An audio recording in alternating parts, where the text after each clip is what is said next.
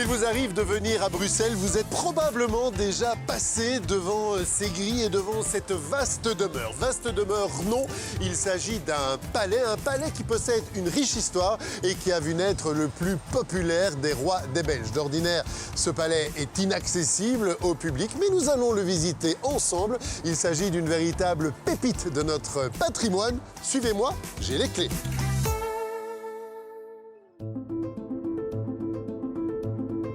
Je vous accueille ici dans l'escalier d'honneur du Palais des Comtes de Flandre. Mais il faut que je vous dise un petit mot sur cet endroit bien particulier à Bruxelles. Nous sommes sur le Coudenberg, le Mont Froid, un lieu unique à Bruxelles, en Belgique, allez, soyons chauvins, en Europe. C'est ici que s'est exercé depuis près de 1000 ans le pouvoir dans nos régions. C'est ici aussi que se sont succédés des noms aussi prestigieux que Philippe, le duc de Bourgogne. On pense aussi à Charles Quint, le plus grand empereur de tous les temps, les souverains d'Autriche, Napoléon et tous les rois des Belges. Je vous l'ai dit, ce lieu est vraiment unique dans notre histoire. Mais il n'y a pas que les rois, il y a aussi leur famille. Philippe, le comte de Flandre, est le fils de Léopold Ier et le frère de Léopold II. Le prince jette son dévolu sur un immeuble de la place royale. Quand il rachète le bâtiment, celui-ci est en très mauvais état. Il demande à ses architectes de lui bâtir un riche palais en dupliquant l'aile gauche autour d'une rotonde et d'une cour en fer à cheval. Le résultat s'intègre parfaitement dans l'ensemble néoclassique du quartier royal. C'est dans ce palais que naquit le 8 avril 1875 un petit prince prénommé Albert. Alors soyons honnêtes, à l'époque l'événement ne fait pas la une des gazettes. Après tout, il ne s'agit que du fils cadet, du frère cadet, du roi. Un homme connaît mieux que quiconque l'histoire de ce palais et de cette famille. Nous allons le rejoindre.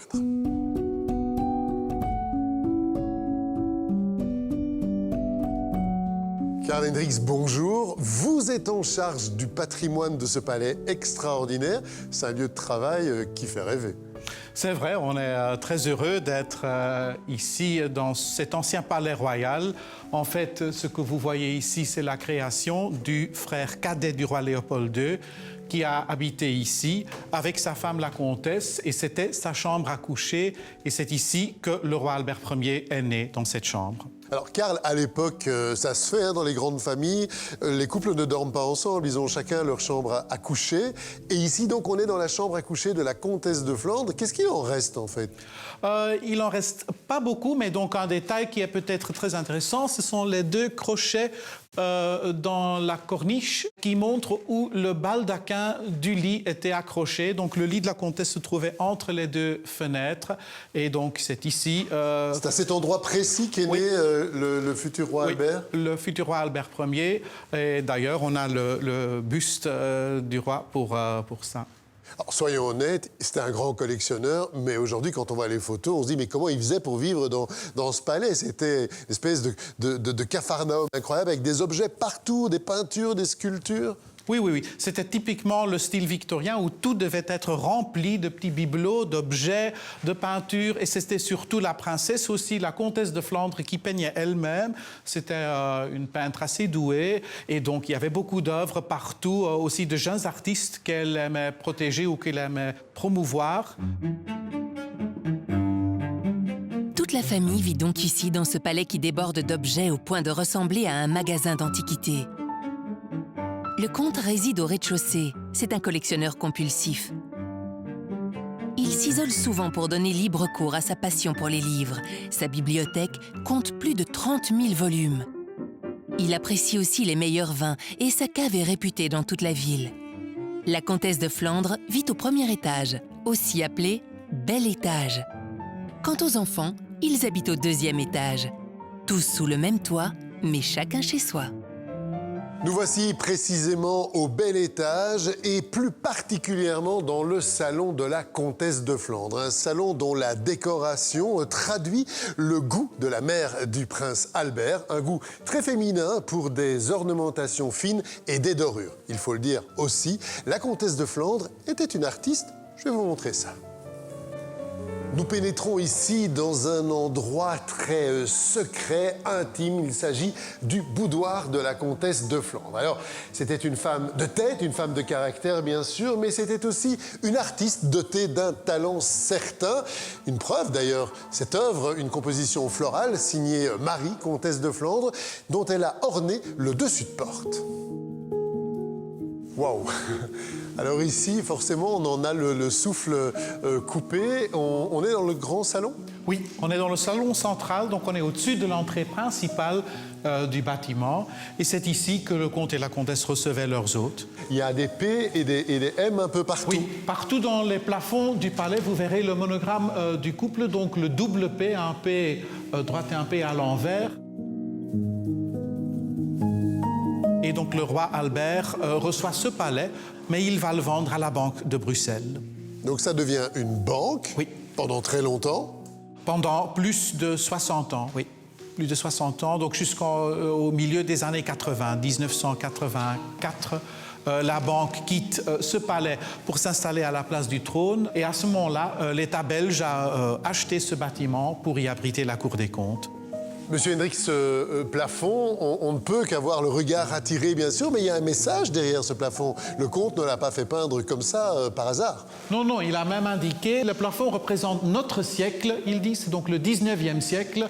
Et pour lui, le 19e siècle en Belgique, c'est la fortune, la dame parée de bijoux avec de beaux vêtements, qui est enlevée par un mineur, donc par le travail, et est guidée par le génie, le dieu Hermès avec ses ailes, qui montre le chemin. En fait, la Belgique était la deuxième puissance industrielle et économique après le Royaume-Uni dans ce temps-là. Et le comte voulait bien souligner que c'était grâce, entre autres, grâce à sa famille qui règne sur ce pays. Dit en toute discrétion. Ce palais a eu plusieurs vies. Hôtel de maître, puis palais de prince, il est devenu une banque avant d'être le siège de la Cour des comptes. Ses entrailles racontent aussi sa drôle d'histoire. Attention, certaines portes sont plus lourdes à pousser que d'autres. Ça, c'est une porte impressionnante. Oui. Donc, c'est la fameuse porte de la salle des coffres-forts.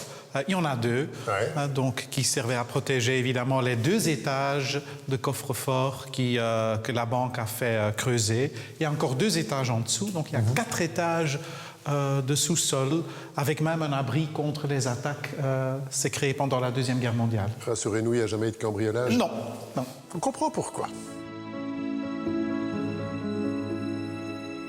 C'était l'époque où les clients disposaient chacun de leur coffre, en fait, avec la clé, justement, avec la clé. Et le code, bien sûr. Et le code, il y a des petits, des plus grands, mais malheureusement, ils sont tous vides. Vous êtes sûr? On n'est pas toujours sûr, parce qu'il y a certains qui sont fermés, mais on croit bien, oui. Mais revenons à l'histoire du jeune Albert. Quand il naît, le prince paraît bien loin du trône. L'absence d'héritier du couple royal et la mort de Baudouin fait de lui un héritier inattendu.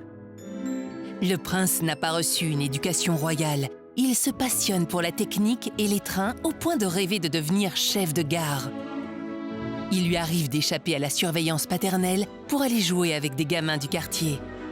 Mais tout change lorsqu'il devient l'héritier d'une couronne pour laquelle il n'a pas été formé. Chantal Questel, bonjour. Ça ressemble à quoi l'éducation d'un prince au tournant entre le 19e et le 20e siècle?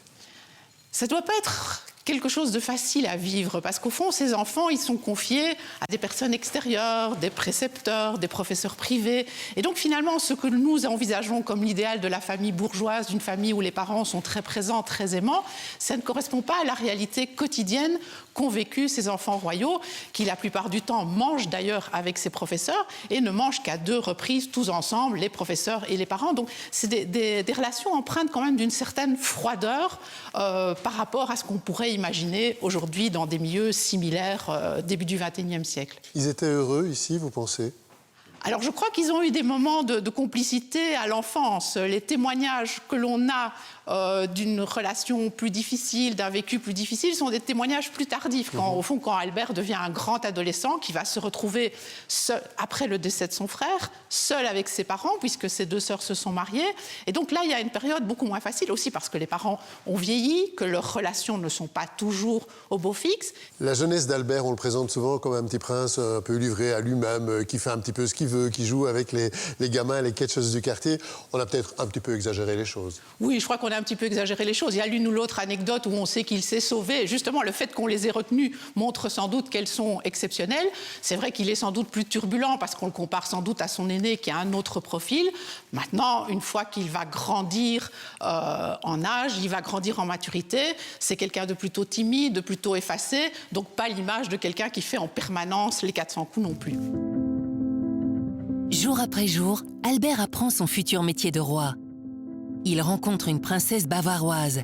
Une relation s'engage et le courant passe entre les deux jeunes gens. Inquiet, le prince écrit à sa fiancée.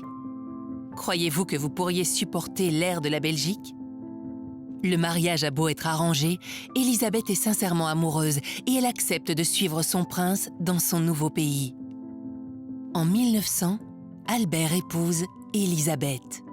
5 ans plus tard, le comte de Flandre disparaît. En 1912, c'est au tour de la comtesse de Flandre de rendre son dernier soupir. Chantal Questelot, on se trouve ici dans un autre endroit emblématique de ce palais, c'est le fumoir du comte de Flandre. Il y avait beaucoup d'argent, hein?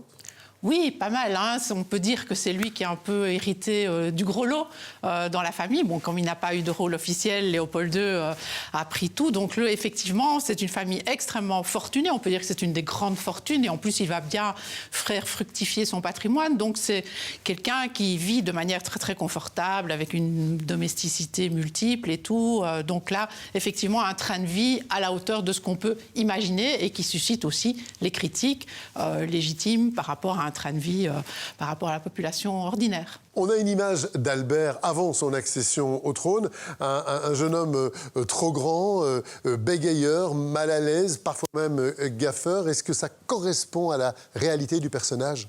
Alors c'est sûr que c'est quelqu'un qui n'a pas une grande confiance en lui à certains moments. Il était persuadé que son frère aurait bien mieux rempli cette fonction-là. Cela dit, il se montre effectivement quelqu'un de complètement investi de sa fonction, qui assume ses responsabilités et qui n'hésite pas au besoin à contrecarrer les décisions ou les projets d'un certain nombre de ministres. Il est encore là quelque part un souverain emprunt du 19e siècle qui considère que le rôle du souverain est bel et bien d'intervenir sur le champ politique, quand bien même la Constitution belge, en principe, prévoit un rôle strictement limité pour le roi. En 1909, Albert monte sur le trône et il va habiter avec son épouse, la reine Élisabeth, au palais de Bruxelles, à quelques mètres de ce palais où il a vu le jour. Voilà, nous sommes arrivés au terme de cette visite, mais ces murs possèdent encore le souvenir de tous ceux qui y ont vécu, qui y sont nés ou qui y sont morts, autant d'épisodes de joie ou de peine. Je suis certain que la prochaine fois que vous passerez devant cette façade de la rue de la Régence, vous ne regarderez plus ce palais de la même manière. À très très bientôt et ne l'oubliez pas, j'ai les clés.